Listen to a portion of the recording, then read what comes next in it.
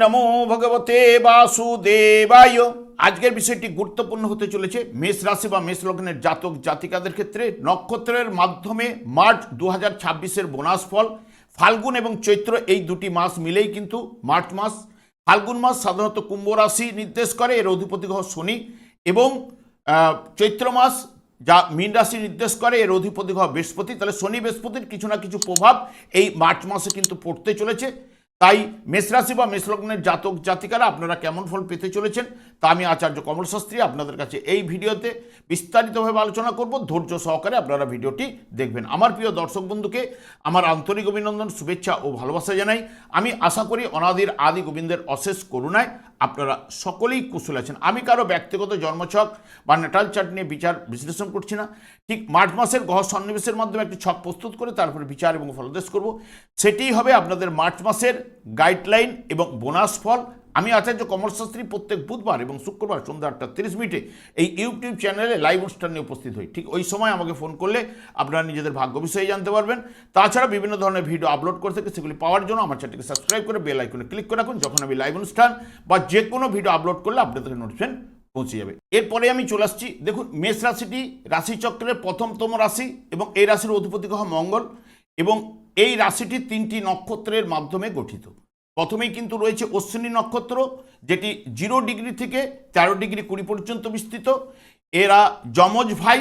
এর প্রতীক হচ্ছে দুটি অশ্বের মাথা বা মুখমণ্ডল নির্দেশ করে।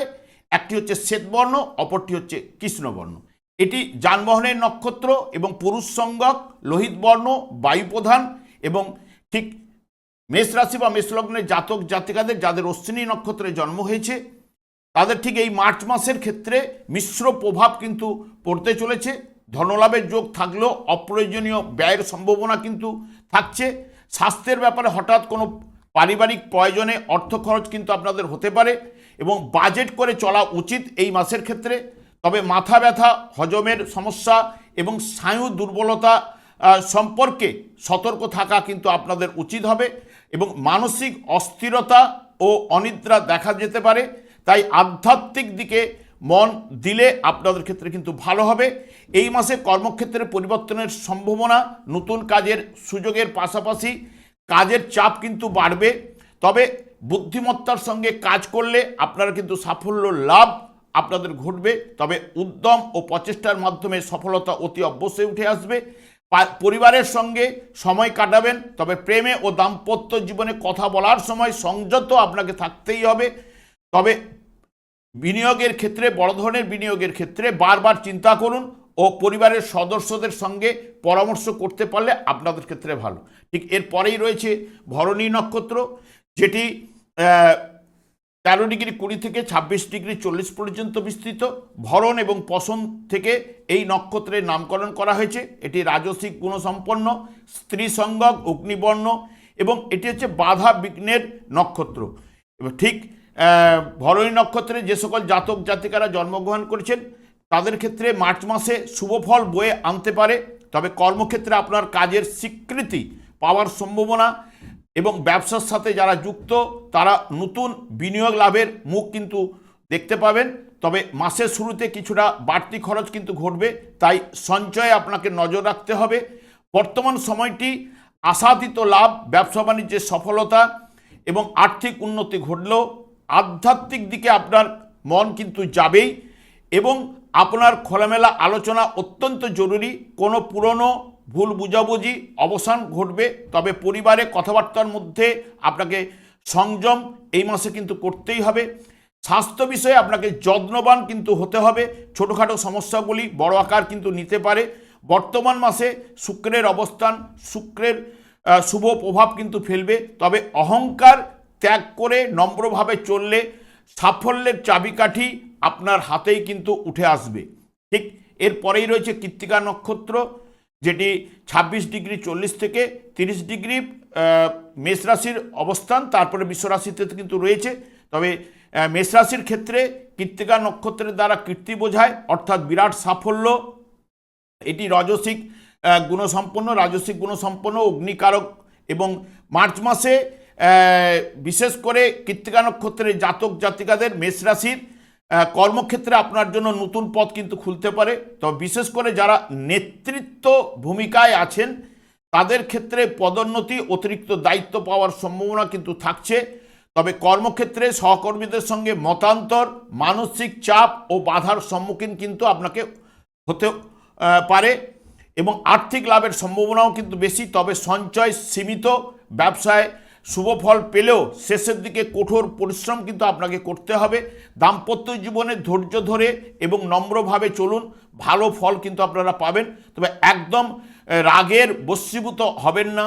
স্বাস্থ্য ভালো, তবে অতিরিক্ত কাজের চাপের জন্য মাথার যন্ত্রণা দেখা দিতে পারে এবং খাদ্যদ্রব্য নিয়ন্ত্রণ আপনাকে রাখতেই হবে। এবং শিক্ষাক্ষেত্রে আপনারা শুভফল পাবেন। কোনো বড় বিনিয়োগের ক্ষেত্রে বারবার চিন্তা করুন। প্রেমের ক্ষেত্রে কথাবার্তা এবং সংযত হয়ে চললে এই মাসের ক্ষেত্রে ভালো ফল অতি অবশ্যই উঠে আসবে। বর্তমানে দেখুন, মেষ রাশির জাতক জাতিকাদের ক্ষেত্রে যেটি ফাল্গুন মাস নির্দেশ করে কুম্ভ রাশি, যার অধিপতি গ্রহ শনি, এবং কর্মক্ষেত্রে এই শনিদেব নতুন দায়িত্ব আসার সম্ভাবনা। তবে কাজের চাপ প্রচুর বাড়বে এবং ছোটোখাটো বিষয়ে আপনাকে মানসিক চাপ, এবং যারা নেতৃত্ব ভূমিকায় থাকলে অগ্রগতির সুযোগ মিলবে। মাসের শুরুতে আর্থিক লাভের সম্ভাবনা থাকলেও খরচ ও অর্থ অপচয়ের ঝুঁকি কিন্তু থাকবে। এবং তবে পাওনা টাকা আদায় হওয়ার সম্ভাবনা এবং পরিবারে ছোটোখাটো বিবাদ মতান্তর, বিশেষ করে মাসের প্রথম দিকে কথাবার্তার সংযত আপনাকে থাকতেই হবে। এবং শারীরিক ক্লান্তি, পেটের সমস্যা, আঘাতপ্রাপ্তির যোগও থাকছে। সেই কারণে আপনাকে সতর্কতা অবলম্বন অতি অবশ্যই করতে হবে। চৈত্র মাস, যেটি বিশেষ করে মীন রাশি নির্দেশ করে, যার অধিপতি গ্রহ বৃহস্পতি এই মাসের মাঝামাঝি থেকে আর্থিক উন্নতি ও সমৃদ্ধি বৃদ্ধির যোগ কিন্তু নিয়ে আসবে। তবে আটকে থাকা অর্থ ফেরত পেতে পারেন এবং নতুনভাবে আপনার উপার্জনের পথ কিন্তু খুলবে। এবং কর্মক্ষেত্রে আপনার কাজগুলি আস্তে আস্তে গতি অতি অবশ্যই পাবে। বিশেষ করে আইনি বা ব্যাংকের পেশায় যারা যুক্ত রয়েছেন তাদের ক্ষেত্রে শুভ ফল কিন্তু উঠে আসবে। তবে মাঝামাঝি সময় থেকে ব্যবসা বাণিজ্যে উন্নতি অতি অবশ্যই আপনাদের ঘটবে। নতুন বিনিয়োগ বা ব্যবসার পরিকল্পনা বাস্তবে রূপান্তর কিন্তু ঘটতে পারে। তবে আপনাদের রাশিপতি মঙ্গলও ঠিক এই মাসের ক্ষেত্রে আপনাদের একাদশভাবে রাশি বা লগ্ন সাপেক্ষে অবস্থান করবে, যেটি কর্মক্ষেত্রে বা চাকুরিতে বা ব্যবসা ক্ষেত্রে লাভের সুযোগ এলেও আপনাকে যেটুকু আসবে কঠোর পরিশ্রম কিন্তু করতে হবে। বড় বিনিয়োগে আপনাকে সতর্ক থাকতে হবে এবং পারিবারিক সুখ স্বাচ্ছন্দ্যের জন্য অতিরিক্ত ব্যয় কিন্তু আপনাদের বাড়তে পারে। এই মাসটি ধৈর্যের পরীক্ষা আপনাকে অতি অবশ্যই দিতে হবে, কারণ বিশেষ করে মাথা গরম করার প্রবণতা, কথাবার্তায় আপনাকে সংযত অতি অবশ্যই থাকতে হবে। তবে মাসের শেষে দাম্পত্য ও প্রেমের ক্ষেত্রে কিছুটা জটিলতা কাটবেই। এবং বিশেষ করে আপনাদের রাশিপতি যে মঙ্গল, সেই মঙ্গল যার জন্মকালীন মেষ রাশির দেখবেন বিশ্ব রাশিতে যার মঙ্গল রয়েছে অবস্থান করছে, বা সিংহ রাশিতে যার জন্মকালীন মঙ্গল রয়েছে, বা জন্মকালীন যার কন্যা রাশিতে মঙ্গল রয়েছে, তার ক্ষেত্রে রাশিপতি মঙ্গল এই মাসে অতি শুভ ফলগুলো নিয়ে আসার সম্ভাবনা কিন্তু দেবেই। কারণ এই জায়গায় অর্থনৈতিক সাফল্য, মন মানসিকতার জায়গা বা কর্মলাভের যোগ, ট্রান্সফার, প্রমোশন, এইগুলো কিন্তু পদোন্নতির জায়গা মঙ্গল কিন্তু নিয়ে আসতে পারে। বৃহস্পতিও আপনাদের ক্ষেত্রে বিশেষ করে শুভকারক গ্রহ, ভাগ্যবতী গ্রহ। সেই কারণে তৃতীয়ভাবে এতদিন অবস্থান করছিল, বক্রতার মাধ্যমেই ছিল।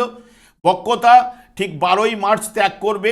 12ই মার্চ থেকেই আপনাদের কিছু না কিছু শুভ প্রভাব কিন্তু এই বৃহস্পতি নিয়ে আসবে। তবে যার জন্মকালীন যদি দেখেন মিথুন রাশিতে অবস্থান করছে, বা যার মেষ রাশি জাতক জাতিকাদের ক্ষেত্রে তুলা রাশিতে যার বৃহস্পতি অবস্থান করছে, বা যার জন্মকালীন দেখবেন ধনু রাশিতে অবস্থান করছে, যার জন্মকালীন দেখবেন কুম্ভ রাশিতে বৃহস্পতি অবস্থান করছে, তাদের ক্ষেত্রে এই মাসটি শুভ ফল কিন্তু বৃহস্পতি প্রদান করবেই।